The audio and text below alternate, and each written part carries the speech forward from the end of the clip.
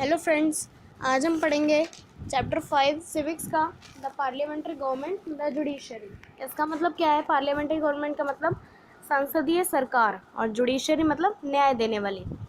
तो हम सबसे पहले इंट्रोडक्शन पढ़ेंगे। इंट्रोडक्शन में क्या लिखा है कि we have two levels of government in the country. हमारे इंडिया में दो प्रकार की गवर्नमेंट है, टू टाइप्स की गवर्नमेंट है।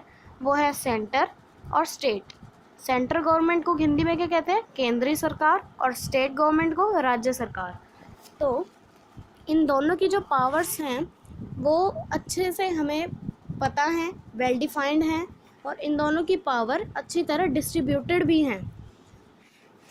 तो जो डिस्ट्रीब्यूशन है ना इन दोनों की पावर्स का, उसे हम फेडरल सिस्टम कहते हैं, फेडरल फॉर्म ऑफ गवर्नमेंट कहते हैं। और सिंगल यूनिफाइड जुडिशरी क्या होता है कि supreme court is the need of Indian judiciary. मतलब सुप्रीम कोर्ट जो है वो इंडियन जुडिशरी की नीड है और supervise the function of lower court, और लोअर कोर्ट के फंक्शन को भी वो सुपरवाइज करता है। इसका मतलब हमारे इंडिया में कौन सी टाइप की गवर्नमेंट है? Federal form government. और कौन सी टाइप की जुडिशरी है? Single unified judiciary. In other words, all the court interpret and enforce the state laws as well as the laws made by the parliament। ये सब वही है जो बताया हमने आपको अभी।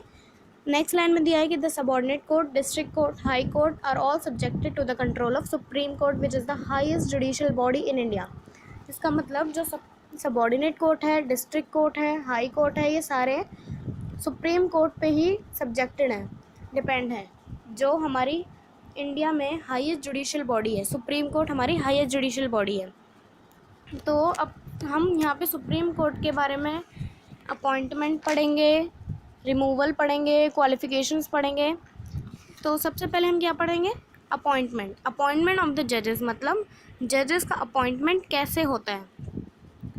जजेस का अपॉइंटमेंट ये हम शॉर्ट में आपको बताएंगे कैसे होता है।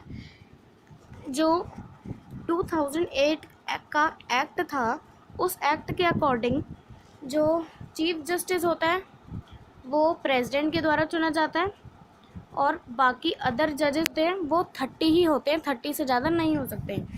तो जो अदर जजेस होते हैं वो भी प्रेसिडेंट के द्वारा ही चुने जाते हैं, लेकिन सुप्रीम कोर्ट और हाई कोर्ट के जजेस के कंसल्ट में। ठीक है। अब ये नेक्स्ट लाइन क्या है हमारी? द क्राइटेरिया वाली। Criteria for the appointment of the chief justice of India shall be seniority. इसका मतलब जो चीफ जस्टिस, सुप्रीम कोर्ट के जो चीफ जस्टिस होते हैं, उनको अपॉइंट करने का क्राइटेरिया क्या होता है? क्राइटेरिया मतलब प्रोसेस क्या होता है? सीनियरिटी। अब क्वालिफिकेशंस हैं। क्वालिफिकेशंस क्या होती हैं सुप्रीम कोर्ट के जज को अपॉइंट करने के लिए? कि वो जो जज बनेगा वो इंडिया का सिटीज़न होना चाहिए, पहली बात तो इंडिया का नागरिक होना चाहिए, भारतीय नागरिक होना चाहिए। और सेकंड है, दूसरी बात कि वो पहले से 5 साल के लिए हाई कोर्ट का जज रह चुका होना चाहिए। तीसरी बात, हाई कोर्ट में 10 साल के लिए एडवोकेट रह चुका होना चाहिए। और चौथी बात, अ डिस्टिंग्विश्ड जूरिस्ट होना चाहिए। जूरिस्ट मतलब क्या होता है? एन एक्सपर्ट इन लॉ, जो लॉ में एक्सपर्ट हो, वो भी होना चाहिए। ये चारों हैं जजेस की अपॉइंटमेंट के क्वालिफ़िकेशंस, सुप्रीम कोर्ट के जज की क्वालिफ़िकेशंस। अब है term of office and removal. तो इसका मतलब क्या है कि जो सुप्रीम कोर्ट होता है उसके टर्म क्या होता है ऑफिस का, और रिमूवल क्या होता है। मतलब टर्म तो वो होता है हमारा कि वो कितने टाइम के लिए रहेगा, और रिमूवल मतलब कैसे कैसे हट सकता है वो अपने पद से। तो टर्म ऑफ ऑफिस क्या होता है उसका? 65 ईयर्स। 65 ईयर्स के बाद उसे रिज़ाइन करना ही पड़ता है, और अगर वो 65 ईयर्स से पहले खुद रिज़ाइन करना चाहता है तो वो लेटर वगैरह लिख के प्रेसिडेंट को दे सकता है और रिमूव हो सकता है। और दूसरी बात है कि अगर उसकी कोई मिसबिहेवियर या इनकैपेसिटी सामने आ गई तो वो पार्लियामेंट के सभी मेंबर जो हैं वो प्रेसिडेंट को प्रेजेंट करेंगे, और वो जो जज होगा वो हट भी सकता है मिसबिहेवियर और इनकैपेसिटी के थ्रू। अब है सैलरीज ऑफ द जजेस। सैलरीज ऑफ द जजेस कैसे डिटरमाइन होती है? पार्लियामेंट के थ्रू। जो जजेस की सैलरीज होती हैं वो पार्लियामेंट के थ्रू डिटरमाइन होती हैं। अब वो कैसे, हम अभी बताते हैं आपको पार्लियामेंट के थ्रू कैसे होती हैं।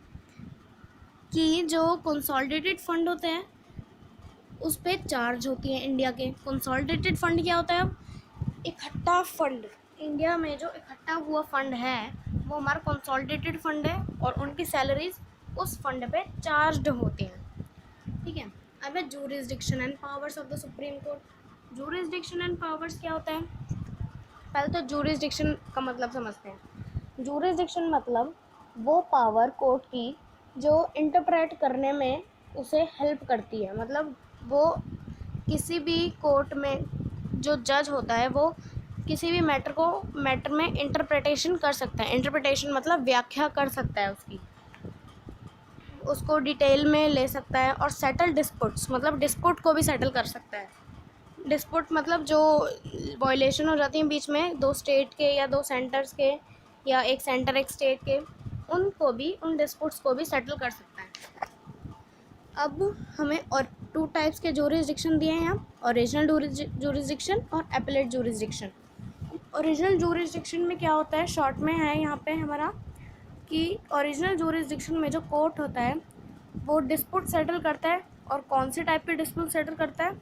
जो इंडिया के गवर्नमेंट के और किसी भी एक या दो स्टेट के बीच में होते हैं डिस्प्यूट, उनको सेटल करता है। और दूसरा किसी भी दो स्टेट के बीच में। तीसरा किसी भी एक यूनियन और किसी भी एक स्टेट के बीच में, या फिर एक साइड पे हमारा एक स्टेट है और दूसरी साइड पे दूसरा state.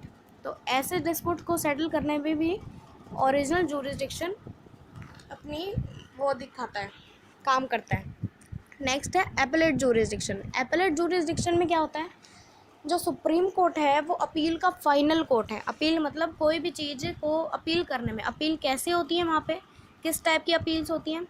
Constitutional cases, civil cases और क्रिमिनल केसेस। ये 3 टाइप के केसेस होते हैं। कॉन्स्टिट्यूशनल केसेस तो पता ही है सबको, इंटरप्रिटेशन होती है, उसमें व्याख्या करी जाती है। सिविल केसेस में क्या होता है? लैंड, प्रॉपर्टी और मनी ट्रांजैक्शंस। जो सिविल केसेस होते हैं वो लैंड, प्रॉपर्टी और मनी ट्रांजैक्शन के रिलेटेड होते हैं। और क्रिमिनल केसेस में तो सबको पता ही है, डकैती, मर्डर, ये सब होता है। तो इन तीनों केसेस को एपेलेट जूरिसडिक्शन हेल्ड करती है। अब है independence of the supreme court. Independence of the supreme court में क्या है, जो सुप्रीम कोर्ट की इंडिपेंडेंस है वो कैसे होगी, क्या है वो? मतलब पहली तो है बात इसमें कि जो सुप्रीम कोर्ट है, मतलब हमारे इंडिया में जो सुप्रीम कोर्ट है वो वेरी इंपॉर्टेंट रोल प्ले करता है फेडरल पॉलिटिकल सिस्टम को हैंडल करने में। फेडरल पॉलिटिकल सिस्टम हमने आपको पहले ही बता दिया है कि जो सेंटर और स्टेट की पावर का डिस्ट्रीब्यूशन होता है उसे हम फेडरल पॉलिटिकल सिस्टम कहते हैं। तो अब है अपॉइंटमेंट ऑफ जजेस। जजेस का अपॉइंटमेंट कैसे होता है? इसमें है कि the president shell consult the chief justice of India. मतलब जो जजेस का अपॉइंटमेंट होता है वो प्रेसिडेंट के द्वारा होता है, बाकी अदर चीफ जस्टिस के साथ मिलकर।